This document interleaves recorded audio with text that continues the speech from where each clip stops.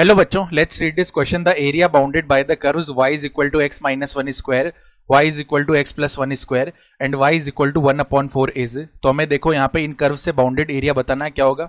Start कर लेते हैं हमारे की कॉन्सेप्ट से।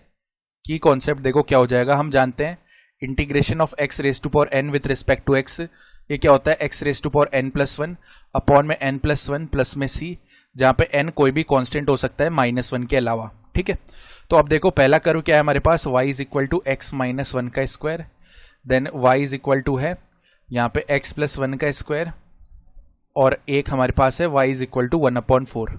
तो इनको प्लॉट करके पहले बना लेते हैं डायग्राम, किस हिसाब से बन रहा है। ये मान लो हमारा y एक्सिस है, ठीक है, इस हिसाब से मान लो ये हमारे पास में x एक्सिस है कुछ इस तरीके का। ठीक है, ये हमारा क्या हो गया, x एक्सिस हो गया।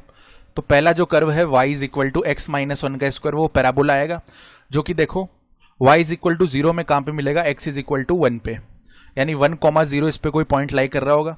तो ये पैराबोला कुछ इस तरीके से आने वाला है, ऐसे जाएगा ये कुछ इस तरीके से, देखो 1,0 को ऐसे टच करते हुए निकलेगा। ये जो पॉइंट है ये हमारा हो जाएगा 1,0। ठीक है, इसी तरीके से दूसरा पहला पैराबोला है x प्लस वन का होल स्क्वायर, ये -1,0 को टच करते हुए निकलेगा। ठीक है, तो ये जो पैराबोला है कुछ इस तरीके से जाने वाला है हमारा, यहाँ पे एकदम ये ऐसे सिमेट्रिक बनेंगे, और ये देखो कुछ इसको इस तरीके से टच करने वाला है। ठीक है, यहाँ यानी यहाँ पर ये ऐसे मिलेंगे, फिर ये ऐसे कुछ इसको -1,0 पे इस तरीके से टच करते हुए जा रहा होगा। ये हमारा पैराबोला इस तरीके से बन रहा होगा। ठीक है, तो ये हमारा पॉइंट क्या हो जाएगा, -1,0, और एक हमारी लाइन है y इज इक्वल टू 1/4। तो y इज इक्वल टू 1/4 मान लो इस तरीके की लाइन आ रही होगी, एकदम स्ट्रेट लाइन आएगी ऐसे, y इज इक्वल टू 1/4 पे ऐसे जा रही होगी। तो पहली बात, ये तो हमारा पैराबोला आया y is equal to x minus one का whole square, y is equal to x minus one का होल स्क्वायर। ये पैराबोला आया y is equal to x plus one का होल स्क्वायर। ये हमारी लाइन आ गई y is equal to 1/4।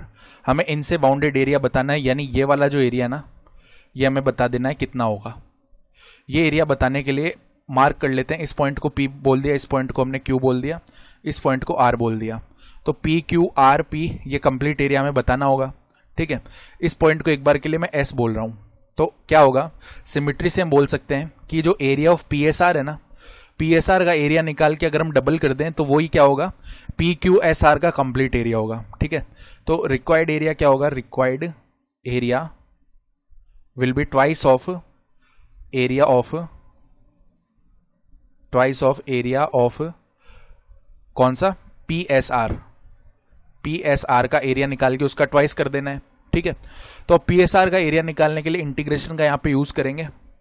Integration का use करेंगे तो देखो S जो पॉइंट है, S पॉइंट के लिए जो x कोऑर्डिनेट तो मान लो कुछ आ रहा होगा, सॉरी y कोऑर्डिनेट तो इसका कुछ आ रहा होगा, मान लो y कोऑर्डिनेट इसका 1/4 ही होगा बेसिकली। ठीक है, तो इसका x कोऑर्डिनेट कितना होगा, ये बात नोट करो, इसका x कोऑर्डिनेट होगा, क्योंकि ये लाई कर रहा है y एक्सिस पे।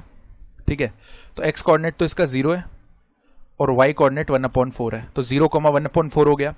फिर r के लिए बात करेंगे, ये बेसिकली किस किस का इंटरसेक्शन है, यहाँ पे y इज इक्वल टू 1/4 और y is equal to x minus one का होल स्क्वायर। ठीक है, तो यहाँ पे बेसिकली जब हम 1/2 रखेंगे ना x की जगह, तो 1/2 -1 करेंगे, हमें कितना मिलेगा, -1/2, उसका होल स्क्वायर करेंगे तो 1/4 मिल जाएगा ना। यानी ये पॉइंट r के कोऑर्डिनेट्स हमें सिंपली मिल रहे हैं 1/2, 1/4। देखो इसमें रखने पे सेटिस्फाई भी हो रहा है, और साथ ही साथ y इज इक्वल टू 1/4 के लिए भी सेटिस्फाई हो रहा है। तो ये चीज़ आपको समझ में आती है। ठीक है, अब यहाँ पे आप बोल सकते हो कि ऐसा भी तो हो रहा है कि 3/4 रख रहे हैं।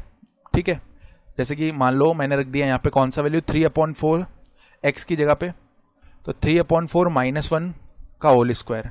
ठीक है, या चलो ऐसे बोल दिया 3/2 रख दिया, तो 3/2 -1 इसका होल स्क्वायर किया, ये भी तो हमें क्या मिल रहा है, 1/4 ही मिल रहा है। तो यहाँ पे इसके लिए देखो ये दूसरा पॉइंट है। ठीक है, तो ये चीज़ आपको पता होनी चाहिए कि जैसे 1,0 है ना, तो इससे पहले वाला पॉइंट क्या आएगा, जरूर 1/2 आएगा। तो ये हमें 1/2 ले रहे हैं, ना कि 3/2। बाकी आपके दिमाग में ये क्वेश्चन आ जाएगी 3/2 क्यों नहीं लिया, क्योंकि 3/2 तो 1.5 है, जो कि 1 से बड़ा होगा ना, यानी ये वाला पॉइंट यहाँ पे जरूर 3/2, 1/4 आ रहा होगा, लेकिन हमें तो बस इसी से मतलब है r से। ठीक है, तो अब 2 टाइम्स ऑफ इसका एरिया देखो, एक्स कोऑर्डिनेट में हम 0 से लेके 1/2 तक जा रहे हैं ना, तो 0 से लेके चले गए 1/2 तक। और ऊपर वाला कर्व कौन सा है, x-1 का होल स्क्वायर। अब इससे तो ये पूरा एरिया मिल जाएगा, हमें ये नीचे वाला एरिया हटाना पड़ेगा इसमें से, ठीक है। तो नीचे वाला एरिया हटा देते हैं, उसके लिए माइनस का 1/4 और इस कंप्लीट dx। तो रिक्वायर्ड एरिया यहाँ से आ जाएगा, required area will be equal to 2 times of, अब इंटीग्रेशन कर लेते हैं अंदर, कितना मिलेगा देखो, x-1 का क्यूब अपॉन में 3 माइनस का x/4, ठीक है। और लिमिट लग जाएगी 0 से लेके 1/2। अब upper limit minus lower limit करेंगे, 2 टाइम्स ऑफ 1/2 -1 कितना होता है, -1/2 उसका क्यूब कर दिया तो -1/8 होगा। -1/8 जब 3 से मल्टीप्लाई हो गया तो माइनस का 1/24, माइनस का 1/2 मल्टीप्लाई में इधर 4 है, तो बेसिकली ये वैल्यू कितना आ जाएगा देखो, माइनस का 1/8 आ जाएगा ना। उसके बाद में देखो यहाँ पे माइनस, अब लोअर लिमिट रखेंगे तो 0 रखने पे -1 का क्यूब -1 ही आएगा, ठीक है।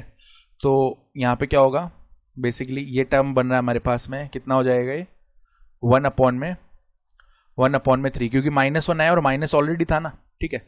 और आगे तो 0 बन ही जाएगा, तो इसको इतना ही रखते हैं। तो अब देखो 2 टाइम्स ऑफ, इधर एलसीएम ले लेते हैं, 24 आ जाएगा। तो इधर देखो -1 आ गया, माइनस में 3 आ जाएगा, प्लस में कितना आ जाएगा 8 आ जाएगा, ठीक है। तो बेसिकली 2 डिवाइड कर देगा इसको 12 टाइम्स, 8 - 3 कितना होता है 5, 5 - 1 यानी 4, तो 4/12 this comes out to be 1/3। तो 1/3 स्क्वायर यूनिट हमारा रिक्वायर्ड आंसर आएगा, यानी ऑप्शन ए सही हो गया। I hope you understood this explanation, best of luck.